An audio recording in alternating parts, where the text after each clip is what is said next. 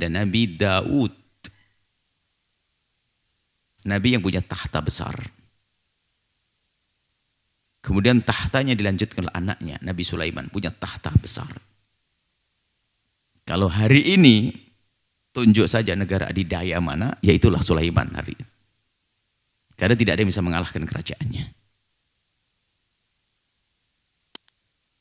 Bahkan isyarat teknologinya dahsyat Sulaiman, isyarat teknologi. Kalau bicara Sulaiman itu memang digambarkan sebagai seorang raja punya negara adidaya. Mungkin kalau hari ini ada setahu negara yang punya segala peralatan bermacam-macam, kekuatan bom, kekuatan pesawat terbang, pesawat perang dan sebagainya. Ini isyarat bahwasanya Nabi Sulaiman bisa berjalan, bisa terbang naik awan. Ini gambaran tentang kemajuan, sebetulnya adalah isyarat-isyarat bahwasanya sebuah negara adidaya bisa saja membuat sesuatu yang dahsyat. Nabi Sulaiman, pasukannya pun ternyata adalah pasukan yang tidak terlihat. Jin tunduk patuh kepada Nabi Sulaiman.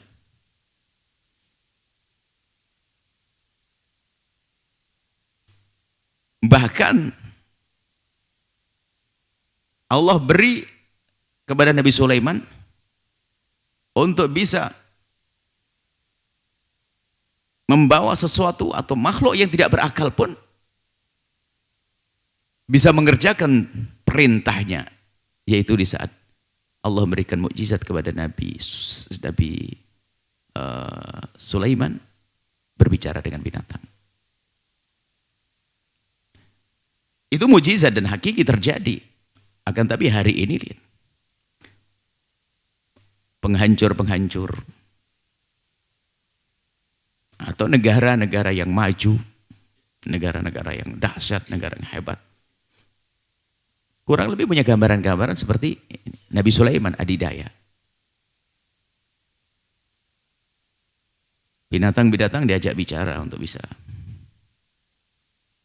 Binatang-binatang diajak bicara. Binatang di sini bisa manusia punya akhlak binatang di ke depan. Tapi kalau Nabi Sulaiman sebuah mukjizat, bisa bicara dengan semut. Ini gambaran dan ada maksud tentang itu semuanya. Kok Nabi Sulaiman bicara dengan binatang itu apa sih tujuannya? Mukjizat. Tapi di balik mukjizat tentu ada kisah yang sangat berarti, yaitu kisah Hudhud misalnya. Hudhud yang hilang dari pantauan Nabi Sulaiman marah. Mana Hudhud? Kalau datang akan aku hukum Hudhud itu. Datang dia. Hudhud, rupanya Hudhud ngerti keimanan. Aku melihat satu kaum dikuasai oleh seorang perempuan. Akan tapi mereka tidak bersujud kepada Allah. Hudhud mau dihukum, cerita berita. Siapakah dia dan di mana dia? Disebutkan itu Ratu Bilqis. Nah ini. Ini adalah kisah ada. Jadi ada mukjizat yang diberikan kepada Nabi, tentu ada tujuan di balik itu, ada kisah. Mukjizat ada seorang nabi bicara dengan semut, bicara dengan binatang-binatang.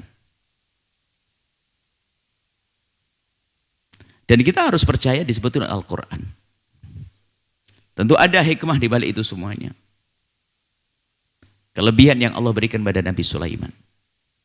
Jadi bisa digambarkan bahwasanya Nabi Sulaiman memang seorang raja. Ya, yang perlu kita suri taladani adalah apa? Ternyata ada juga raja ahli surga gitu loh. Kalau ada raja-raja di dunia, jadilah kayak Sulaiman. Biarpun raja kecil kelas lurah di kampungnya, dia raja. Kelas bupati, raja. Pos gubernur kayak raja. Presiden, raja. Jadilah kayak Raja Sulaiman. Semut kecil suruh minggir. Kau nanti keinjak para tentara loh ya. Itu dia dikasih tahu. Tidak, dia memperhatikan tentang rakyat kecil sekalipun. Jangan diinjak-injak itu semut. Dan seterusnya. Negara hebat, negara besar. Ini kisah Sulaiman, ini ityahkumani fil harti itnafashad. Fihi ghanamul qaum. Kisahnya adalah Di saat dua, ayah dan anak mempunyai hukum yang berbeda di dalam memberikan solusi problem rakyatnya yang berselisih.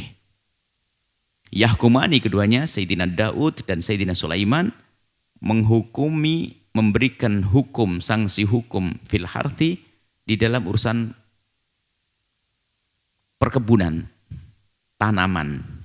Harthi aslinya tanah yang digarap, cuman dimaksud di sini adalah tanaman yang ada di atasnya. Idna fasyad fi ghanamul qaum, di saat ghanamul qaum itu, nafasat itu menggembala bebas, maksudnya ada binatang gembalaan tidak terpantau oleh sang penggembala, dan ini bisa saja terjadi di malam hari. Kandangnya kebuka, lalu jalan-jalan itu binatang. Itu loh.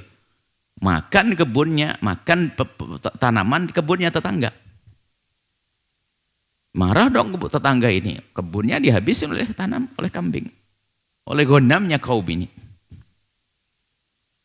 Ngadu kepada Nabi Daud sebagai seorang raja waktu itu. Sulaiman masih kecil, umur 11 tahun. Wa kunna li hukmihim syahidin, dan Allah menyaksikan.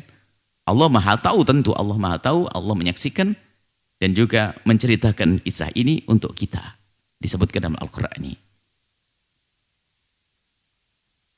Nabi Daud memberikan hukum bahwasanya kambingnya diambil, kasih kambingnya untuk menggantikan tanaman yang dimakan. Kasih kambingnya, beberapa kambing ambil, kasih yang punya kebun. Nah, tentunya akhirnya Nabi Sulaiman yang masih umur belasan tahun melihat. Lalu katakan ada hukum yang lebih lembut, lebih adil, lebih penuh kasih. Ayahnya bingung, apa yang kau anggap, yang katakan ada hukum, ada cara menghukumi yang lebih. Dia tidak mengatakan hukum ayahnya salah, tidak. Tetap hukum ayahnya adalah disebut rifik, ada yang arfak nanti. Hukumnya ayah adalah benar, tapi ada yang lebih lagi. Lebih benar bagaimana? Ini nanti juga jadi suri toladan di dalam kita membatalkan hukum itu, tentu harus ada tata krama. Seorang anak yang belasan tahun membatalkan hukum dengan argumen, menunjukkan keadilan. Sisi lain, biarpun dia seorang anak yang terlihat umurnya belum sampai umur, masih belasan tahun, ternyata juga punya ide cemerlang di dalam memberikan keputusan. Dan ayah mendengar setelah itu, seorang ayah. Kalau menurut keputusan Nabi Sulaiman adalah ditukar. Yang punya, karena rusak betul kebunnya. Ya sudah, kasih tempo yang punya kebun itu biar ngurusi kambingnya, nggak bisa ngambil susunya. Jadi diserahkan kepada, dalam tempo tertentu nanti dikembalikan. Kemudian yang punya kambing rusak kebun, kasih kebun, suruh ngerapikan. Nah gitu, suruh ngerapikan, kalau sudah beres semuanya baru kembali. Sehingga apa? Kebunnya utuh ya, kambingnya juga utuh. Maksudnya agar tanggung jawab, selesaikan, kembalikan kebunnya pada semula. Di sisi lain, ya kan, dikasih kompensasi, yang punya kebun bisa merasakan susu. Sehingga dengan begitu, ini adil seadil-adilnya. Biarpun yang diputuskan Nabi Sulaiman adalah sebuah keadilan. Ini adalah kisah tentang Nabi Sulaiman dan Nabi Daud, ayah dan anak yang sama-sama raja. Kalau kita bicara raja di surga, ya Raja Daud dan Raja Sulaiman. Seorang raja yang nabi yang raja. Fafahamnaha Sulaimana, dan kami berikan Sulaiman pemahaman yang benar untuk memberikan solusi kasus kebun. Wa kullan, biarpun masing-masing dari Sulaiman dan Daud, ataina hukman wa ilma, aku beri hukman di sini adalah wahyu wa ilman dan pengetahuan. Semuanya diberi pengetahuan, cuman ada perbedaan.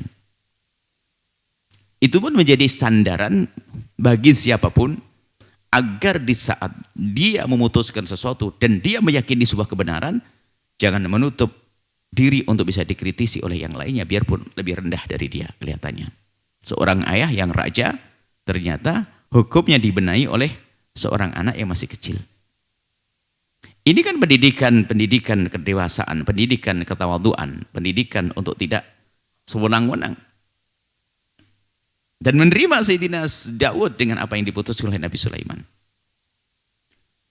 Kemudian ada kelebihan Nabi Daud, dia bukan manusia biasa atau seorang nabi yang diberi kelebihan saat itu. Wasakharna ma'a Daud al-jibala. Dan kami telah tundukkan kepada Nabi Daud al-jibal. Gunung-gunung. Sehingga nanti ada mukjizat Nabi Daud adalah bisa mengolah bahan-bahan dari tambang-tambang, gunung-gunung yang bisa mengolah besi, melembutkan besi dan sebagainya. Itu adalah mukjizat.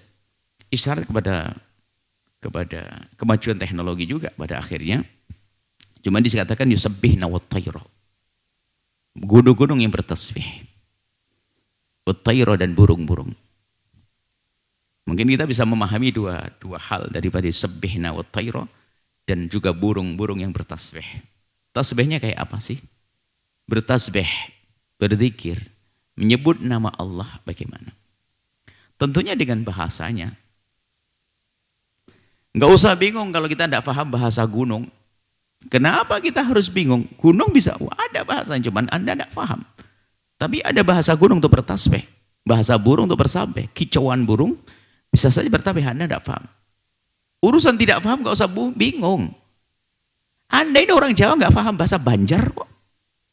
Padahal sama-sama manusia. Ayo, apa bedanya?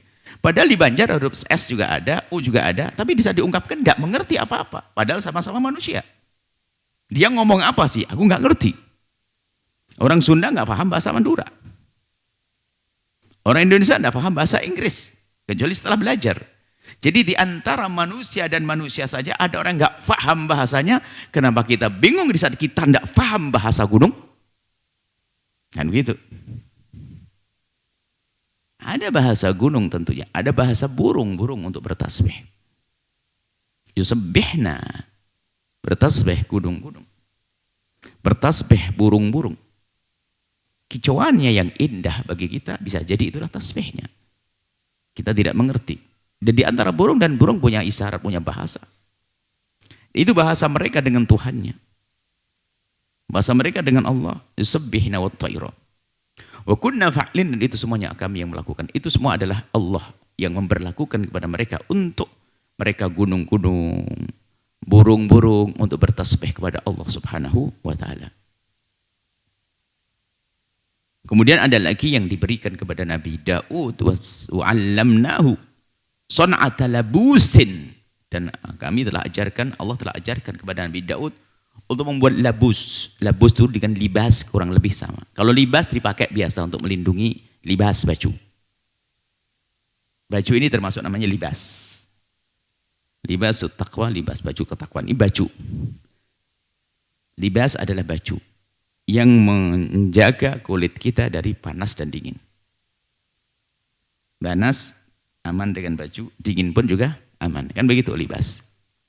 Labus ini ada kelebihan. Labus, jadi baju ini adalah penjaga. Libas adalah penjaga kulit kita dari panas dan dingin. Kalau labus penjaga kulit kita, iya dari panas dingin, iya, tapi dari senjata yang akan menusuknya. Nah ini labus, jadi menjaga lebih lagi. Labus sesuatu yang akan melindungi kulit dengan lebih. Itu maksudnya di sini adalah tameng-tameng, baju-baju besi dan sebagainya. Nabi Daud yang bisa Nabi Daud yang bisa melembutkan besi-besi yang dipakai di badan, sehingga badan itu sehingga besi itu sangat melindungi. Bukan seperti kain yang melindungi panas dan dingin, tapi ini melindungi daripada senjata yang akan ditusukkan ke badannya.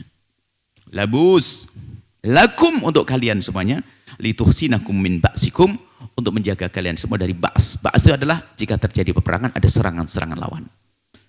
Jadi di saat dipukul, pedang tidak bisa menusuk badannya, tidak bisa menebas badannya karena terhalang oleh besi yang sudah dibentuk tadi. Fahal antum syakirun? Apakah engkau bersyukur? Diberi seperti itu. Ini adalah sebetulnya pendidikan bagi kita. Semua nabi akan diberi oleh Allah mukjizat yang sangat bermanfaat. untuk kaumnya. Zaman itu adalah memang untuk perangan dan sebagainya, diberi kelebihan seperti Nabi Daud. Adapun wali Sulaiman ar-riha 'asifatan tajri bi amrih. Kalau Nabi Sulaiman, ini mukjizat yang diberikan oleh Allah kepada Nabi Sulaiman, anak Nabi Daud, angin. Angin kencang. Asifah ini adalah sifat cara berjalannya. Bukan keras pengaruhnya. Anginnya tetap lembut. Karena itu nanti akan dikendarai Nabi Sulaiman. Tapi bisa melakukan perjalanan yang sangat kencang. Bukan asifah. Kalau kadang disebut angin yang asif itu angin yang menghancurkan. Tapi di sini tidak. Anginnya kencang di dalam jalannya, tapi lembut dalam keadaannya. Sehingga bisa dinikmati. Tidak membuat kerusakan. Tajri bi amrihi, yang akan berjalan angin sesuai perintah Nabi Sulaiman. Jadi itu adalah mukjizat. Jadi Nabi Sulaiman diberi oleh Allah kemampuan untuk, lihat, diberi kemampuan untuk memerintah kepada angin-angin. Angin untuk menggiring awan untuk bisa Ini adalah kisah mukjizat. Biarpun pada akhirnya terinspirasi dari mukjizat ini, khayalan hari ini naik di atas awan dan sebagainya. Ini mukjizat yang akan terjadi kepada yang lain. Mukjizat Nabi Sulaiman yang harus kita pahami. Masalah mukjizat ini adalah sisi bahwa ini kejadian yang luar biasa terjadi pada seorang nabi yang sangat agung, kita percaya disebutkan oleh Al-Quran. Hanya kadang kita tidak mampu memahami ada apa dengan itu semuanya. Kalau kita bisa mengambil hikmah, bisa saja kita maknai bahwasanya seorang raja yang punya negara adidaya dengan kekuatan yang seperti itu pun ternyata masih beriman kepada Allah kok. Sebagai contoh kok. Tidak bertentangan dengan keimanan, bisa saja. Makanya harus ada dong. Kalau negaramu maju, negara kita maju, pemimpinnya pun kalau bisa beriman kepada Allah. Ada contohnya kok. Contoh penguasa kan tidak Namrud saja, tidak Fir'aun saja. Maksudnya kalau Anda jadi raja itu tuh suruh pilih figurmu siapa. Niru Fir'aun, Namrud, atau niru Sulaiman atau Daud. Kan begitu. Semuanya punya kekuatan. Fir'aun adalah termasuk raja besar. Raja hebat. Namrud juga demikian. Raja besar, raja hebat. Tidak beriman. Lalu Sulaiman raja hebat. Daud raja hebat, beriman. Dan kalau kita jejer nanti sebetulnya kisah manusia ini adalah agar kita belajar, agar tidak menjadi orang putus asa. Jadi di surga itu ada raja, di neraka juga ada raja. Di surga ada orang fakir, hei orang fakir nggak usah takut. Fakir di dunia, di surga ada orang fakir. Jangan menganggap di neraka nggak ada orang fakir. Banyak juga di neraka orang fakir. Begitu macam-macam. Ada orang kaya di raja, di surga ada orang kaya di neraka. Jadi semua yang terjadi di semesta ini ada contohnya. Tinggal kita mengambil contoh mana, ikuti siapa. Kalau ternyata Anda harus punya kerajaan, biarpun sekecil apapun, kelas desa, RT, maka ya jadilah Sulaiman dan Daud. Jangan jadi Namrud sama Fir'aun. Begitu. Ada pelajarannya. Ilal ardi alladzi barakna fiha, bisa berjalan ke tempat yang Allah berkahi. Di situ adalah perjalanan dari ke tempat berjalan Sulaiman ke negeri Syam, negeri yang diberkahi. Negeri Syam. Wa kunna bi kulli syai'in alimin, dan sungguh Allah Maha mengetahui semua yang terjadi. Kemudian diberitahukan kepada kita melalui Al-Quran ini untuk belajar. Untuk pelajaran bagi kita. Ini tentang kisah-kisah mukjizat, kisah-kisah Nabi terdahulu. Nah ini benar kisahnya.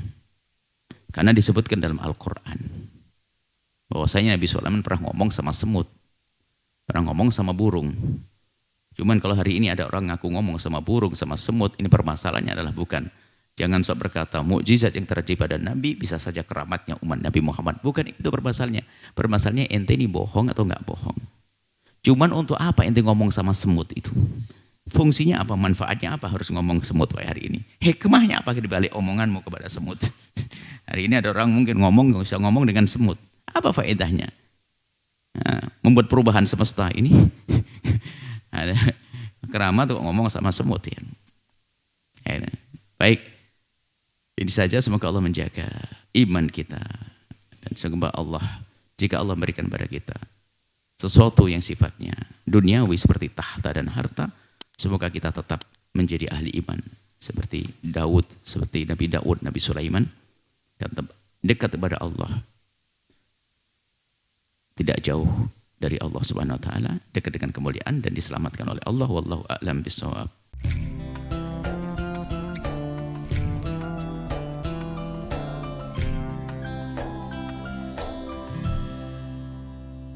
Sahabat Al-Bahjah TV, setelah menyaksikan video ini, jangan lupa bersolawat kepada baginda Nabi Muhammad. Shollu ala Nabi Muhammad. Allahumma sholli alaihi wa ala alihi wa sahbihi.